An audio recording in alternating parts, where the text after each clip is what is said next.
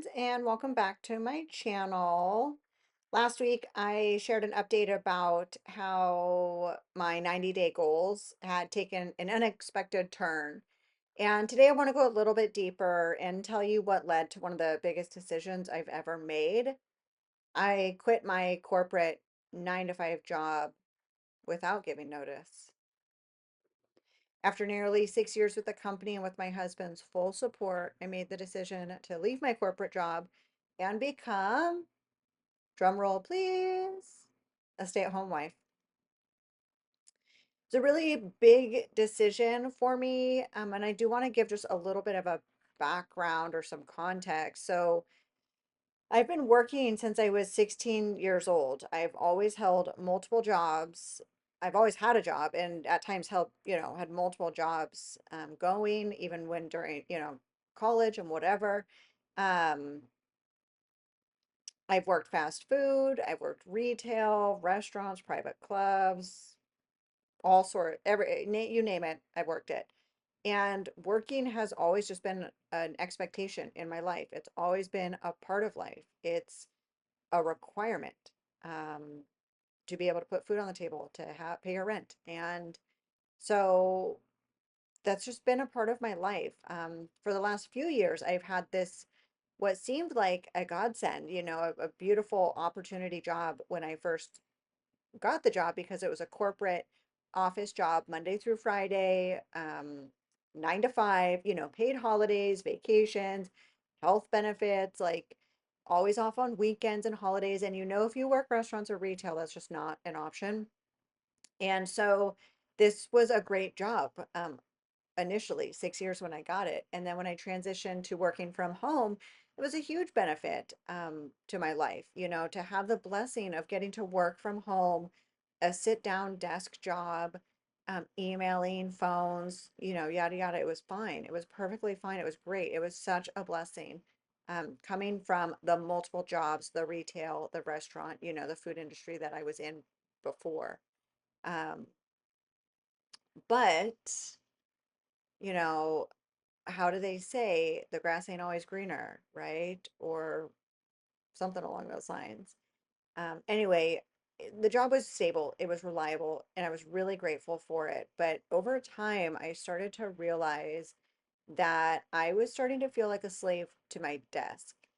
Day after day of endless emails and phone calls and meetings and spreadsheets.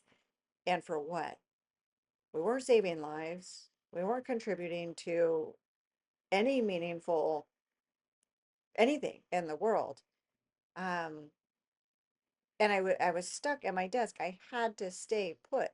I've never sat for so long. The restaurants and retail is always pretty active and you're engaging with real life people. And here I found myself, it felt like chained to my desk, sitting down for hours, isolated alone at home with nobody around. And on top of that, the company culture is just toxic. The work not only felt meaningless, it truly is meaningless. It's truly meaningless work. I swear we might have even been a shell company. I don't know. Anyway, I was just working hours on end and starting to feel like, is this really what I'm meant to be doing with my life? And it all started to feel really fake. Now, it's important to note that for years in this role, in this job, I was content. I was content with my position. It paid the bills while my husband pursued his certifications and built his career. But a few months ago, I was offered a supervisory role. And prior to this, I hadn't particularly been interested in climbing the corporate ladder. It was the top performer. I was excelling in my position, and there wasn't really anywhere else to go from there. And that was perfectly fine. I didn't, my work-life balance was okay. Even though I started to feel like a slave to my desk and like questioning, like, is this really what we're meant to be doing as humans? Is just sitting here and um, all of that. But I was offered a supervisory role right in the beginning of the year. And it wasn't a huge raise. In fact, they wanted me to take on the promotion role without a raise at all and just do it for the same rate that I was already getting paid, which spoiler alert, turns out is the starting rate for the people that were my colleagues, which were also like the people I was going to be supervising. Anyway, don't do that. If you're an employer, just pay people. And if they're gonna be supervising employees, the employees they shouldn't be making the same wage. I'm so sorry, but newsflash, if you're supervising the entire department, you shouldn't be getting paid the same.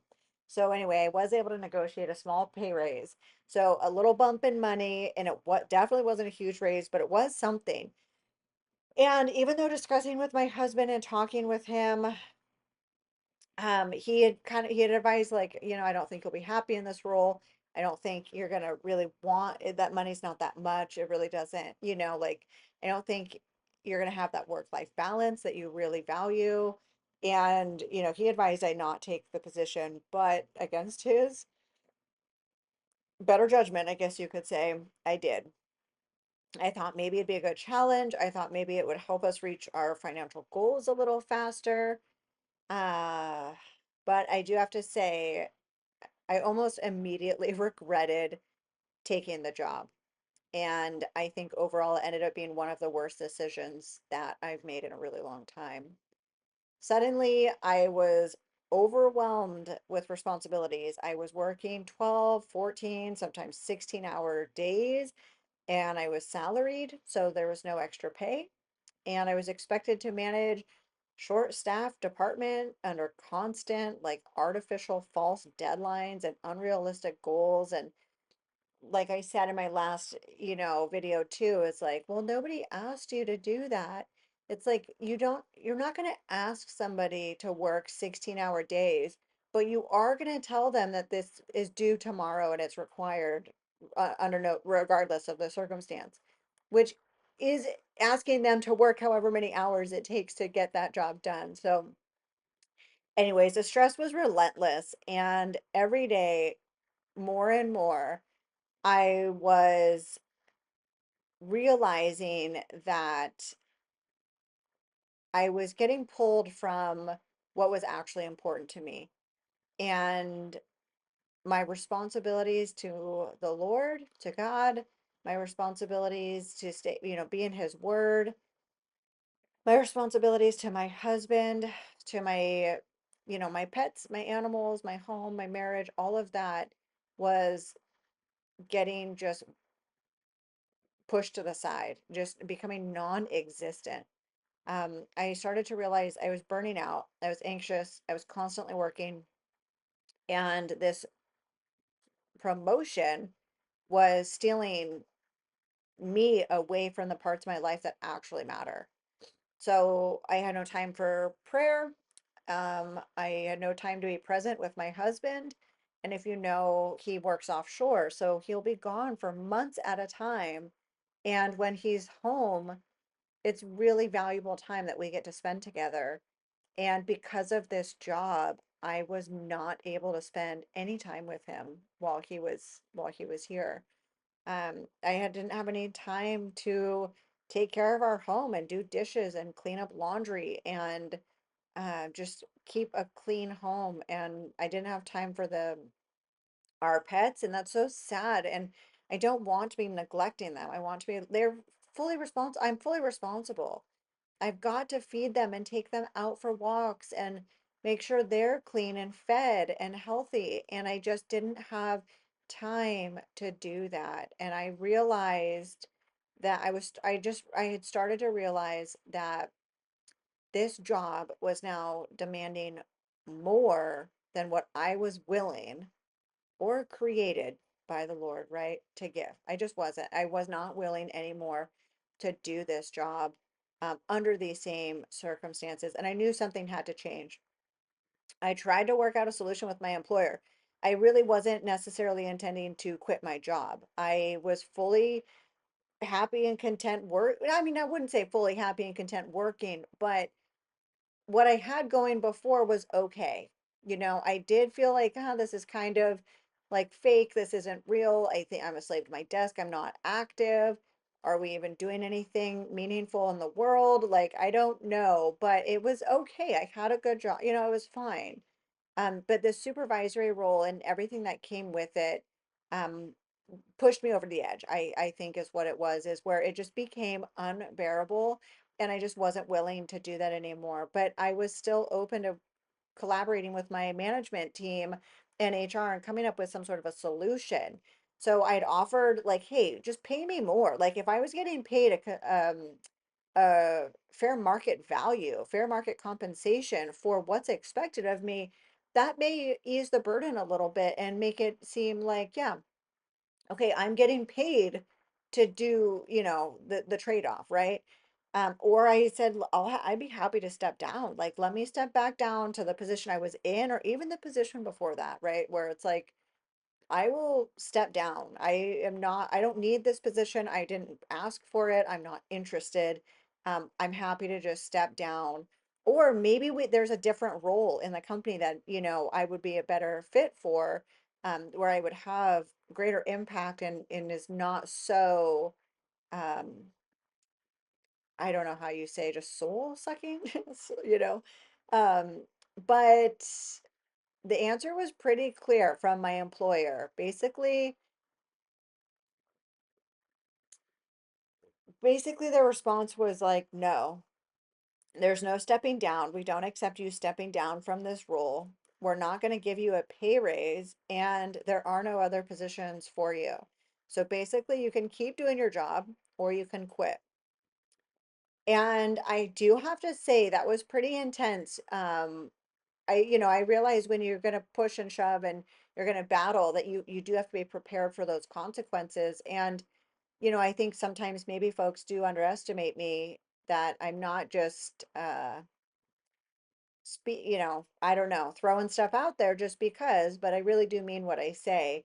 And I've thought about what I was going to say before said it or whatever, sent the email or whatever it was, or the phone call. But um after almost being there for 6 years, I was a little bit shocked, no matter how toxic the company was, I was a little bit shocked that they were basically like, there's the door, don't let it hit you on the way out, right? They were happy to have me stay in my role, sure, but they were not going to work with me whatsoever, not one half an inch in any way, to make this a better working relationship. And especially hearing it directly from HR, not just my own manager or her manager, but from the actual company HR representative themselves. It's like, I don't know why I thought, dedicating 6 years of your life to a company meant anything. That working and being the top performer and excelling in my, role before the supervisory for so many years meant, I guess it doesn't mean anything. I guess it doesn't. And so, like I said, the answer was pretty clear from on their end. It was like, we're not going to pay you anymore. There's no other positions available for you, whether it's a different department, a different branch, anywhere, relocation in the state, nothing, no stepping down, no nothing. So you can either keep doing what you're doing or you can quit. And so I quit. Uh, April 1st, on April 1st. And I kind of thought maybe I shouldn't April 1st because they might think it's a joke, but they didn't. 45 minutes after I sent my resignation email, I was completely shut out of every program, which I I haven't just quit a job like that. I've always given notice, and I never have just said, today's my last day and I'll be, finishing out my work today and it'll be my last day. No, they didn't let me finish out my last day. They shut me out. So, anyhow, I quit my job and I didn't give 2 weeks notice. I will say my husband and I did have lots of conversations leading up to this moment. We ran our numbers, we looked at the budget, and we decided that this was the right time for me to step into something new, something different. Um, so for the first time in my adult life, honestly, since I was 16, a teen, I'm not working a job. Instead, I'm focusing fully on my role as a wife and a stay-at-home wife and a homemaker. and God willing, one day a mother. We are blessed that my husband's career can cover our monthly living expenses. And I realize that not everybody's in that position. And I am so eternally grateful that we are in that position and that thankfully my husband can cover our monthly, living expenses. But me still stepping away and not having that second income is going to shift and change our financial goals and like what we had planned. But my husband and I both know that this was absolutely worth it. No paycheck is worth losing your soul.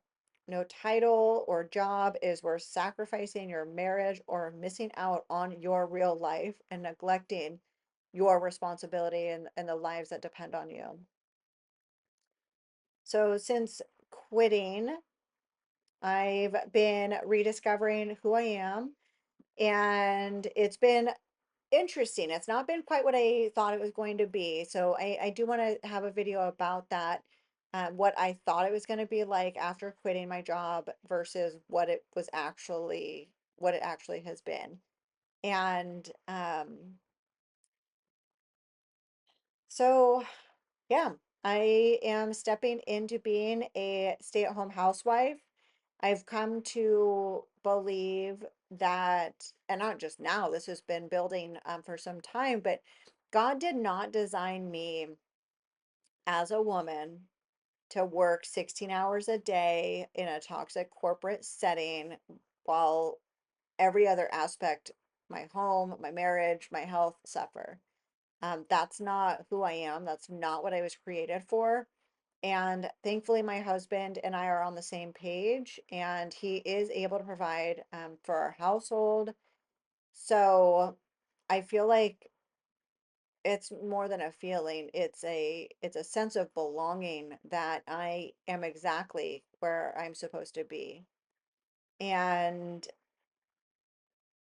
I'm caring for our home now. I'm learning the daily tasks. I'm learning um, how to, my life is changing basically. I'm cooking more. I'm spending a lot of good time with our animals and building a deeper relationship with the Lord and spending time with my husband and just simply being present in my life. And it's really starting to feel like life is my life again. And it's starting to feel really good. So with each day, my heart is softening, my mind is becoming more quiet. I'm becoming more just calm and more sweet and loving in my nature. I'm not quite as high strung or stressed. Even talking about my this job and quitting this job and this video and my last video, I can feel the angst. I can feel myself getting riled up again. Oh, and just with a deep breath, I'm so thankful to be able to close that chapter of my life. And after I share this video with you, I do not plan to continue to revisit, this topic much.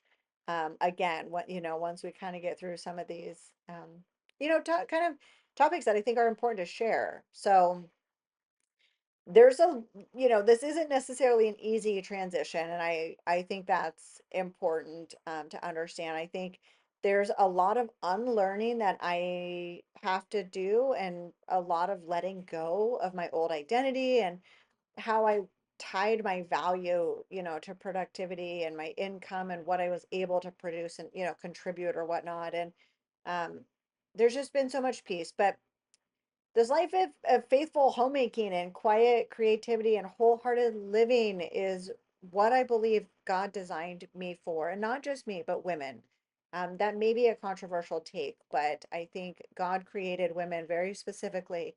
And I do believe that our responsibility and our intention with our, creator was to be a homemaker and to be faithful and worshiping the Lord and creating a home, creating a loving environment, creating a loving marriage. So anyway, if you're feeling pulled in a similar direction, I hope my story encourages you. If you're in a place where your work is draining the life out of you, or you're feeling like the weight of striving or performing or pretending, I just want to encourage you that it's okay to step away from what the world praises or what the world says we're supposed to be doing, as women, as wives, as mothers. It's okay to choose a slower, simpler life. It's okay to let go. It's okay to trust that God's provision is more than enough. And you're not lazy for needing peace. You're not broken for wanting rest. You were created for more than emails and metrics and burnout and a paycheck. So, if God's calling you into a new season, He will provide the way forward. And I just want to say thank y'all for being here. I'm going to close it down for today. I appreciate you being on this journey of life with me. And I hope that God blesses you abundantly. And I will see you again next time. Take care. Bye.